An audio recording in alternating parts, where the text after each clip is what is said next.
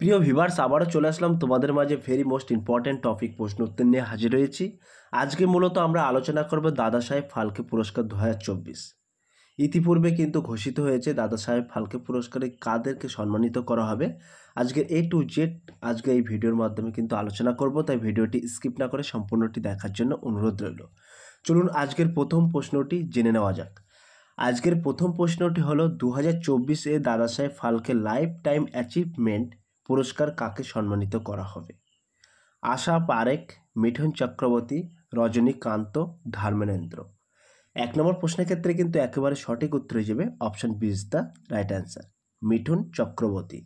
তাহলে 2024-এ দাদা Saheb Phalke life time achievement পুরস্কার কাকে সম্মানিত করা হবে? মনে রাখবেন, মিঠুন চক্রবর্তী। সূচনা কিন্তু এখানে উল্লেখ করা আছে, তোমরা দেখতেই পাচ্ছ। বলা হয়েছে সূচনা ও প্রসারণ মন্ত্রণালয় দ্বারা মিঠুন চক্রবর্তীকে 54তম দাদা Saheb Phalke life time achievement পুরস্কারে সম্মানিত করা হবে। তাহলে বলা হয়েছে সূচনা ও প্রসারণ মন্ত্রণালয় দ্বারা মিঠুন চক্রবর্তীকে কিন্তু 54তম দাদা Saheb Phalke life time achievement পুরস্কারে সম্মানিত করা হবে এবং এই অ্যাওয়ার্ড 4 অক্টোবর 2024-এ 70তম ন্যাশনাল ফিল্ম অ্যাওয়ার্ড অনুষ্ঠানের সময় প্রেজেন্ট করা হবে। তাহলে এই অ্যাওয়ার্ড কিন্তু 8 অক্টোবরে 2024-এ 70তম ন্যাশনাল ফিল্ম অ্যাওয়ার্ড অনুষ্ঠানে কিন্তু প্রেজেন্ট করা হবে। এই পুরস্কার 2022 সালের জন্য দেওয়া হবে। সো প্রিয় ভিউয়ার্স, ফিল্ম জগতের অর্থাৎ ফিল্ম ইন্ডাস্ট্রিয়ালে কিন্তু দাদা সাহেব ফালকে পুরস্কার কিন্তু সর্বোচ্চ পুরস্কার। নেক্সট প্রশ্ন দেখে নেওয়া যাক।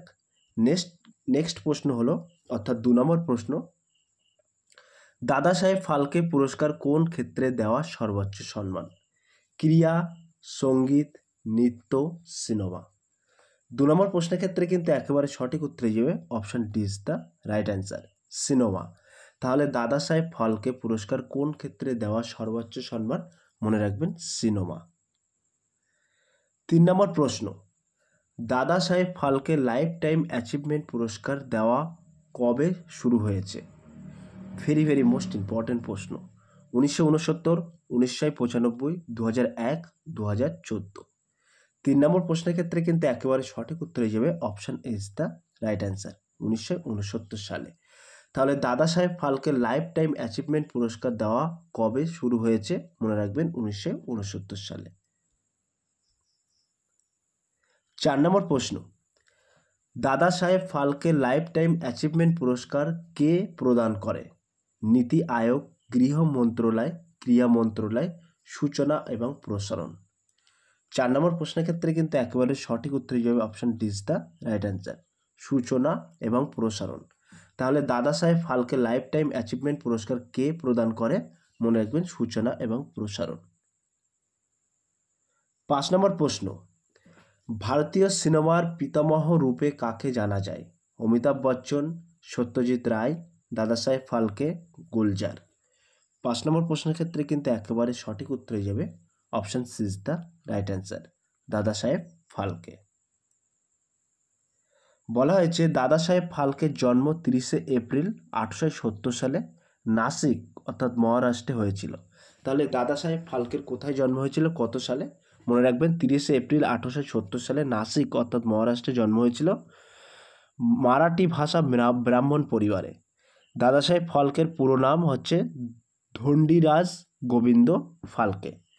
ইনি 1913 রাজা হরিশ্চন্দ্র নামে প্রথম ভারতীয় নির্বাক সিনেমা করেছিলেন, 1913 সালে মুক্তি পায়। ক্লিয়ার? 6 নম্বর প্রশ্ন, দাদা সাহেব ফালকে পুরস্কারে কি দেওয়া হয়? একটি স্বর্ণ কমল, একটি শাল, 10 লক্ষ টাকা, উপযুক্ত সবই। 6 নম্বর প্রশ্নের ক্ষেত্রে কিন্তু একেবারে সঠিক উত্তর হয়ে যাবে option D is the right answer, উপযুক্ত সবই।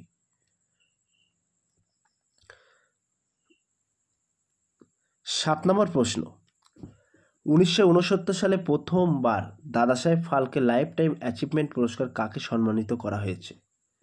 দেবিকা রানী, দিলীপ কুমার, রজনীকান্ত, দেবানন্দ। 7 নম্বর প্রশ্নের ক্ষেত্রে কিন্তু সঠিক উত্তর হয়ে যাবে option A is the right answer, Devika Rani. এই দেবিকা রানী কিন্তু ফার্স্ট লেডি নামে জানা যায়।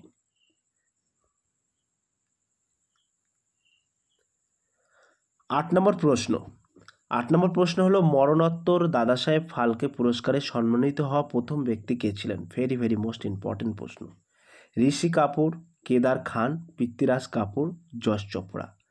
8 নম্বর প্রশ্নের ক্ষেত্রে কিন্তু সঠিক উত্তর হয়ে যাবে option C is the right answer, Prithviraj Kapoor. এইবার আমরা একটু সরাসরি দেখে নেব দাদাসাহেব ফালকে পুরস্কার প্রাপকগণ। এখানে তোমরা দেখতে পাচ্ছ ক্রম, পুরস্কার প্রাপক এবং সাল উল্লেখ করা আছে। তো ফার্স্ট কিন্তু দেবিকা রানী, অর্থাৎ দাদাসাহেব ফালকে পুরস্কার পেয়েছিলেন দেবিকা রানী 1969 সালে। দ্বিতীয়ত কিন্তু বরেন্দ্রনাথ সরকার 1970 সালে। তৃতীয়ত পৃথ্বীরাজ কাপুর 1971 সালে। চতুর্থ কিন্তু পঞ্চম মল্লিক 1972 সালে। পঞ্চম কিন্তু রবি মহেশ 1973 সালে। ষষ্ঠম কিন্তু বেম্বরেড্ডি নরসিং রেড্ডি 1974 সালে। এবং সপ্তম কিন্তু ধীরেন্দ্রনাথ গঙ্গোপাধ্যায় 1975 সালে। অষ্টম কিন্তু কানন দেবী 1976 সালে। নবম কিন্তু নতীন বসু 1977 সালে। দশম কিন্তু রায়চাঁদ বাড়াল 1978 সালে। এবং একাদশ অর্থাৎ 11তম কিন্তু সোহরাব মোদি 1979 সালে।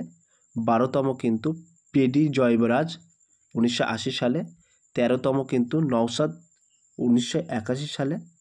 এবং 14তম কিন্তু অক্ষিণী লক্ষ্মীবার প্রসাদ রাও 1982 সালে।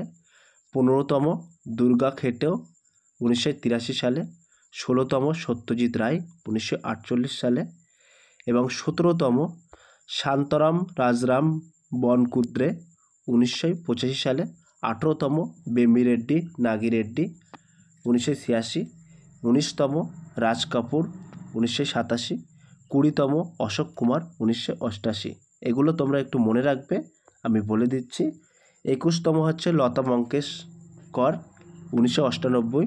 22তম হচ্ছে অক্কিনেনি নাগেশ্বর রাও 1990। 23তম হচ্ছে ভালজি পেনধরকর 1991। 24তম হচ্ছে ভূপেন হাজরিকা 1992। 25তম হচ্ছে মাজরু সুলতানপুরি 1993। 26তম হচ্ছে দিলীপ কুমার 1994। 27তম হচ্ছে রাজকুমার 1995। 28তম হচ্ছে শিবাজি গণেশন 1996। 29তম হচ্ছে কবি প্রদীপ 1997। 30তম হচ্ছে বলদেব রাজ চোপড়া 1998। এবং 31তম হর্ষিকেশ মুখার্জি 1999। 32তম আশা ভোসলে 2000। 33তম হচ্ছে যশ চোপড়া 2001। 34তম কিন্তু দেব আনন্দ 2002। 35তম মৃণাল সেন 2003। 36তম অদূর গোপালকৃষ্ণন 2004। 37তম শ্যাম বেনগল 2005। 38তম তপন সিনহা 2006। 39তম মান্না দে 2007। 40তম ভেঙ্কটরাম পণ্ডিত কৃষ্ণমূর্তি 2008। 41তম দাগবাতি রামায়ণুডু 2009। 42তম কৈলাসম বালাচন্দর 2010। 43তম সৌমিত্র চ্যাটার্জি 2011। 44তম প্রাণ 2012। 45তম গুলজার 2013। 46তম শশী কাপুর 2014। এবং 47তম মনোজ কুমার 2015। 48তম কেসি বিশ্বনাথ 2016। 39তম বিনোদ খান্না 2017। 50তম কিন্তু অমিতাভ বচ্চন 2018 এবং রজনীকান্ত 2019। সো প্রিয় ভিউয়ার্স, এই 2019 পর্যন্ত যে সকল প্রার্থীরা দাদাসাহেব ফালকে অ্যাওয়ার্ড পেয়েছেন একদম ফার্স্ট টু লাস্ট পর্যন্ত কিন্তু আমি এই ভিডিওর মাধ্যমে উল্লেখ করে দিয়েছি এবং A to Z বিস্তারিত তথ্য কিন্তু তোমাদের মাঝে তুলে ধরলাম। যদি ভিডিওটি ভালো লেগে থাকে প্লিজ লাইক, কমেন্ট এবং শেয়ার করে দিন বন্ধুদের মাঝে। ফিরে আসছে আগামী দিনে তোমাদের জন্য নতুন একটি টপিক ভিডিও নিয়ে।